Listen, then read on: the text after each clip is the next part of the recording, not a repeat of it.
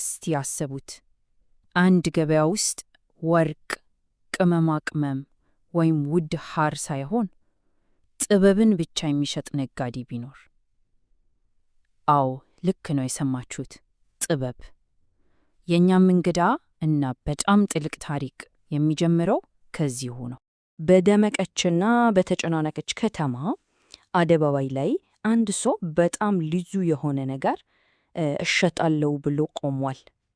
የሚሸጠው ዕቃ ደግሞ በገንዘብ ሊገዛ የማይችል እውነተኛ ጥበብ ነበር።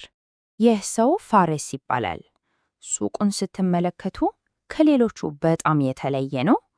በውድ ዕቃዎችና በሚያብረቀርቁ ጌጣጌጦች ፋንታ ሱቁ በጥንታዊ መጻሕፍትና በጥቅልል ብራናዎች ተሞልቷል።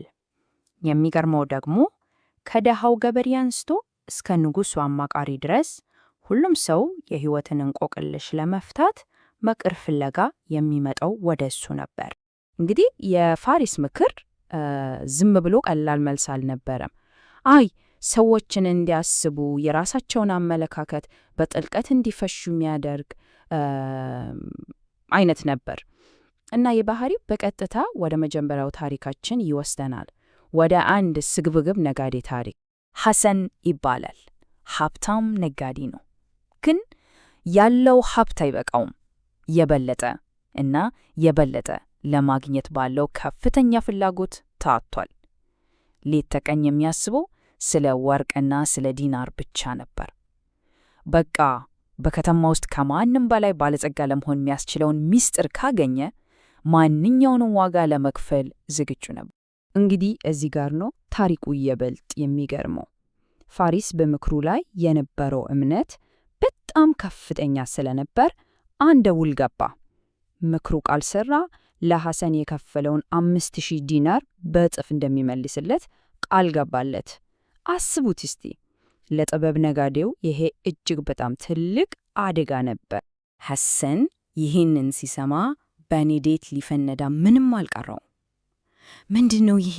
ለዚህ ፍልስፍና መሰል ነገር ነው እንዴ 5000 ዲናር የከፈልኩት ብሎ በውስጡ አሰበ። ግን የገባው ውል አለ፣ ገንዘቡን የማጣት ስጋት አለ። እናም ሳይወድ በግድ እሺ ለአንድ ወር ብቻ ሞክረዋለሁ ብሎ ወሰነ። የሆነው ነገር ግን ማንም ያልጠበቀው በጣም አስደናቂ ነበር። ሐሰን ያንን ምክር ተከትሎ ቸር መሆን ሲጀምር ሰዎች እሱን ማመን ጀመሩ፣ ማክበር ጀመሩ። ስሙ በታማኝነትና በደግነት በከተማው ሁሉ ተነሳለት። ደንበኞቹ በዙ፣ ንግዱ ደግሞ ከጠበቀው በላይ በ3 እጥፍ አደገ። ልግስናው የንግዱ መሠረት ሆነ። እንግዲህ የሐሰን ታሪክ እንደ ሰደድ እሳት በመላ ከተማው ተሰራጨ። የፋሪስ ዝናብ አብሮት ከፍ አለ። ብዙም አልቆየም። ዝናው የቤተ መንግሥቱን ግድግዳ አልፎ የከሊፋው ጆሮ ደረሰ። ከሊፋው ደግሞ በወቅቱ ከመንግሥቱ ሕልውና ጋር የተያያዘ የራሱ የሆነ ትልቅ ችግር ገጥሞት ነበር። ከሊፋው ከጎረቤት ንጉሥ በተላኩለት 2 ከባድ እንቆቅልሾች ተፈትነው ነበር። ነገሩ ቀልድ አይደለም። መልሱን ካላገኘ ለእያንዳንዱ እንቆቅልሽ የግማሽ መንግሥቱን አሳልፎ ይሰጣል። አስቡት፣ የመንግሥቱ ዕጣ ፈንታ ሙሉ በሙሉ በአየር ላይ ተንጠለጥሎ ነበር። ለመጀመሪያው እንቆቅልሽ ፋሪስ 100,000 ዲናር ጠየቀ። ክፍያው ከተሐጠመ በኋላ በዝምታ በዋጠው የዙፋን አዳራሽ ውስጥ ፋሪስ አንድ ቃል ብቻ ተናገረ። ያቺ አንድ ቃል የመንግሥቱን ግማሽ አዳነች። ለሁለተኛው እንቆቅልሽም ተመሳሳይ ነበር። የፋሪስ መልስ ሲሰሙት በጣም ቀላል ይመስላል፣ ግን ፍጹም ትክክል ነበር። እናም ለከሊፋው የቀረውን ግማሽ መንግሥት አስመለሰለት። ይህ የሚያሳየን ቀላል የሚመስሉ ቃላት ምን ያህል ትልቅ ኃይል እንዳላቸው ነው። በመጨረሻ የሚገርመው ነገር ያ ተቀናቃኝ ንጉሥ ራሱ በፋሪስ ጥበብ ተደንቆ ጦርነትን እንዴት ማሸነፍ እንዳለበት ምክር ሊጠይቀው መጣ። ፋሪስ የሰጠው መልስ ግን ፈጽሞ አልተጠበቀ ነበር። ጦርነትን ለማሸነፍ ከፈለግ ምርጡ መንገድ ሰላም መፍጠር ነው አለው። ስለዚህ ከነዚህ ሁሉ ታሪኮችን የምንማረው ትልቁ ነገር ምንድን ነው? እንደ ተስፋ፣ ህልም እና ሰላም ያሉ የማይታዩ ኃይሎች ከወርቅና ከትልቅ ሰራዊት የበለጠ ኃይል አላቸው። እውነተኛ ጥንካሬ የሚመነጨው ከሚታየው ሳይሆን ከማይታየው ነው። እሺ፣ የፋሪስ ጥበብ በንግድና በፖለቲካው መድረክ ብቻ የተወሰነ አልነበረም። በጣም የተወሳሰቡ፣ ሌላው ቀርቶ የከተማውን ጠባቂዎች ያደከሙ ወንጀሎችን ለመፍታት የሚያስችል ጥልቅ የሆነ ግንዛቤም ነበረው።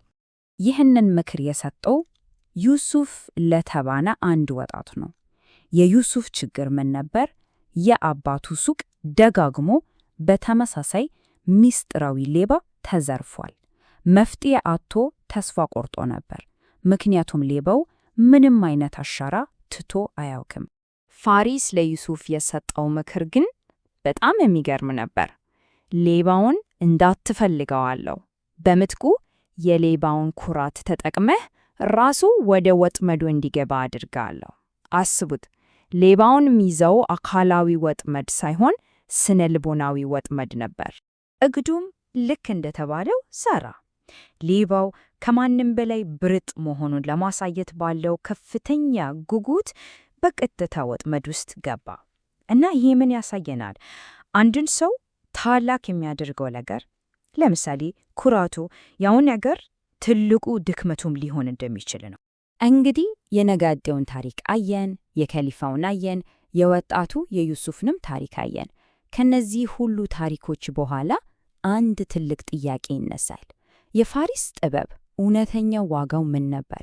በሺዎች በሚቆጠር ዲናር የሚለካ ነበር ወይስ ከዚያ እጅግ የላቀ ነገር? የፋርስ ምክር ዝም ብሎ ይህን አድርግ ይህን አታድርግ የሚል መመሪያ አልነበርም። በፍጹም። ይልቁንስ ሰዎች ነገሮችን ከተለየ አቅጣጫ እንዲያዩ የሚያደርግ አዲስ አመለካከት ነበር። ምክሮቹ በሙሉ የሰውን ልጅ ባህሪ በጥልቀት ከመረዳት የሚመነጩ ነበሩ። ይሄ ዋናውን ትምህርት ያጠቃልልናል። ያ የተከፈለው ገንዘብ እውነተኛው ዋጋ አልነበረም። በፍጹም። እውነተኛው ዋጋ ምክሩን ተቀብሎ በድፍረት ተግባር ላይ መዋል ነበር። ምክንያቱም ጥበብ የሚኖረው በውስጡ ባለው ዕውቀት ብቻ ሳይሆን በሕይወታችን ውስጥ በሚፈጥረው ለውጥ ነው። እና ይህ ታሪክ አንድ ጥያቄ ትቶልን ያልፋል። በሕይወታችን ውስጥ በጣም ዋጋ የምንሰጠው ነገር ምንድን ነው? እና እንደ ፋሪስ ያለ ጥበብ ቢያጋጥመን ምክሩን ለመቀበልና ተግባራዊ ለማድረግ ድፍረቱ ይኖረን ይሆን?